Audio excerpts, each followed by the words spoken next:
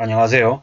앞으로 금융권이 이제 가계 관련해 가지고 대출을 제대로 해줄 수 있겠습니까?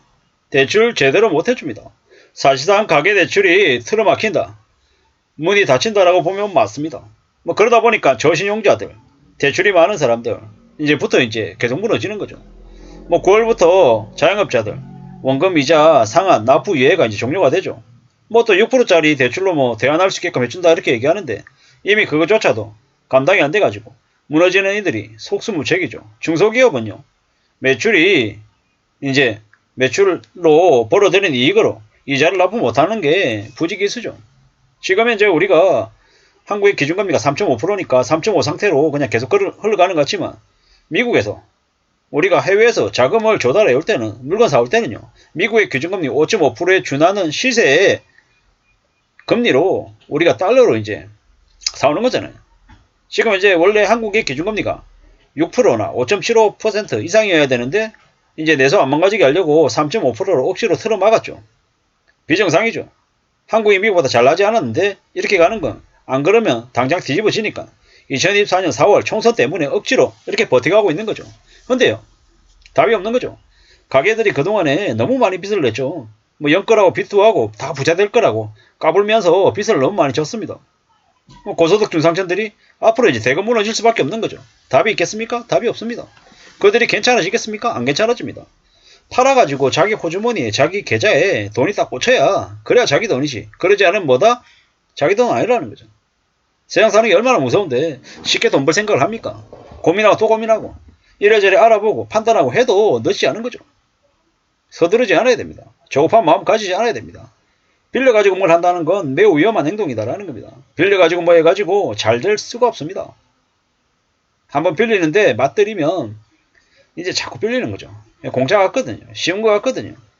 근데 당장 빌려가지고 이자 6% 10% 내고 뭐 일을 벌린다라는 게 얼마나 위험한 건데요. 그러다가 돌고 돌다가 이 노름하는 거와 똑같습니다. 많이 하면 할수록 이럴 확률이 계속 높아지는 거죠. 그러다가 어느 시점이 되면요. 답이 없습니다. 이게 현실이라는 겁니다. 참 무서운 거죠.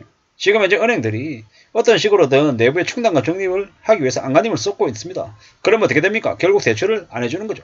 그나마 기업 대출, 우량 기업들에게만 대출을 좀 더 해주는 거죠. 이제 그렇게 바뀌어 가더라는 겁니다. 이제 가계대출을 금융당국이 강화하니까 은행들이 이제 자연스럽게 가계대출 줄이고 기업적으로 고개를 돌리는 거죠. 지금 현재 주담대 계속 관련해가지고 안 좋아하죠. 안 좋아하면 어떻게 하겠습니까? 뭐 주담대 말고 다른 기업 대출로 이제 방향을 트는 거죠. 뭐 결국은 어떻게 된다고 봐야 되겠습니까? 이제 가게들이 점점 더 어려워지고 더 상황이 안 좋아진다라고 보면 거의 맞습니다. 뭐 우리가 과거에도 괜찮았기 때문에 지금도 괜찮을 거고 앞으로도 괜찮을 거다라고 쉽게 생각하면 안 되죠. 지금 이제 금융권들이 구조조정 당하지 않고 무너지는 걸 방지하기 위해서 뭘 합니까? LCR 정상화라고 해가지고 내부에 이제 자금을 쌓아야 되는 거죠. 예전에 이제 은행들 BIS 이제 8%였나요? 7%였나요? 그거 이제 맞춘다라고 해가지고 기업들이 대거 이제 내부에 이제 충당금 쌓다 보니까 어떻게 됐습니까? 나중에 이제 대출 못 해줘가지고 많은 기업들이 무너졌잖아요. 자빠졌잖아요. 그게 앞으로 또 반복된다라고 보면 맞죠. 이번에는 뭐다? 가게가 먼저 무너진다라고 봐야죠. 무슨 놈의 30평대 아파트가 15억이다, 20억이다, 30억이다. 대거 떠들어댔지만 그건 무슨 가격이다? 명목 가격이다. 팔리지 않고 그냥 붙여져 있는 가격일 뿐이다라는 거죠. 팔려야 그 가격이 실질 가격이 된다라는 거죠. 실질 거래 가격 뭡니까? 전세 가격. 전세 가격이 속절없이 내려가고 있잖아요. 과거에 전세자금 대출이 뭐 2% 초반 중반으로 막 빌려졌을 때는 그때는 월세보다 전세금이 싸니까 대출로 이렇게 전세도 들어갔단 말이죠.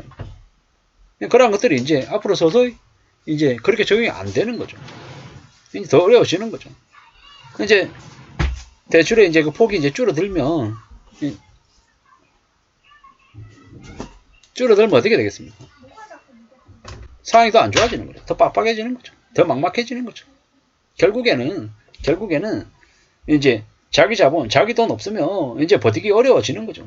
가게들도 뭐 어떤 식으로든 버틸 수 있는 자기만의 그 자금이 있어야 되는 거죠. 48시간 이내에 현금화할 수 있는 현금성 자산이 있어야 이 힘들고 어려운 시기를 버틸 수 있다는 거죠. 그게 아니면 어떻게 된다? 힘들어진다라는 거죠. 어려워진다라는 거죠. 정신 바짝 차리고 살아야 됩니다. 안 그러면 답이 없다라는 거죠. 기업도 지금 이제 가계대출을 이제 줄이고 있는 상황인데, 뭐 대출 이자가 중요한 게 아니라 이제 절대적인 총액 자체를 줄이고 있는 게 지금 이제 상황이다. 그걸 이제 알아야죠. 받아들여야죠. 사는 게 쉽냐는 아쉽다라는 거죠. 앞으로 대출 없다라는 거죠. 대출 없는 게 지금이다라는 겁니다. 뭐 지금 이제 대출 금리도 뛰고 있다네요. 연 4%대 예금이 등장하고 있다라는데 왜겠습니까? 왜?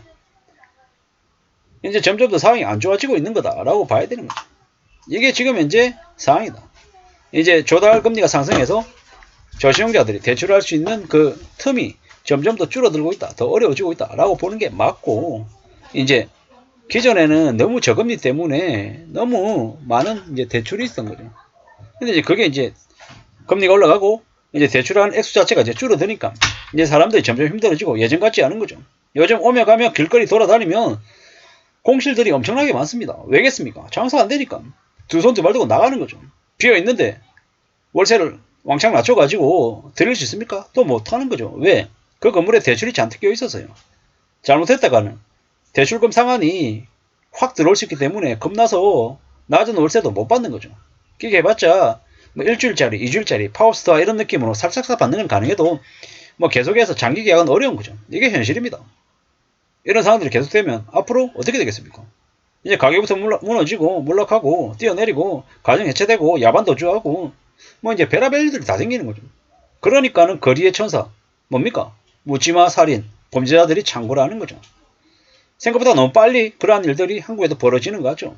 이제 일본 드라마나 일본 영화에 나오는 그런 잔인한 범죄를 저지른 놈들이 늘어날 것이고요. 나이든 노인들은요. 그냥 칼 들고 이제 가게 안으로 뛰어드는 거예요. 왜? 경찰 부르라는 거죠. 그렇게 해서 이제 구치소에서 깜빡 들어가면 그래도 삼시세끼 먹여주고 재워주고 하니까 밖에서 노숙하는 것보다 깜빡 들어가서 새끼 먹으면서 그래도 먹고 자고 하는 게 뭐 겨울에는 추위도 피하고 배고픔도 피할 수 있는 길이다라고 생각하는 거죠. 경제적으로 정말 몰락하고 망가지면 그러한 일들도 비일비재하게 발생된다라는 거죠. 가난하다, 빈곤하다 이게 그냥 나하고는 상관없는 얘기다 라고 생각하면 오산이죠. 참 힘들고 어려운 일들이 많이 생길 겁니다. 많이 막막할 거다라는 거죠. 많이 어렵고 많이 힘들고 많이 곤란할 거다 라고 생각해야 됩니다. 우리가 사는 삶이 쉽습니까? 정말 어렵습니다. 절대로 쉽게 생각하면 안 된다라는 거죠. 앞으로 대출이 틀어막히는 세상이다. 대출이 막히기 때문에 돈 없는 사람들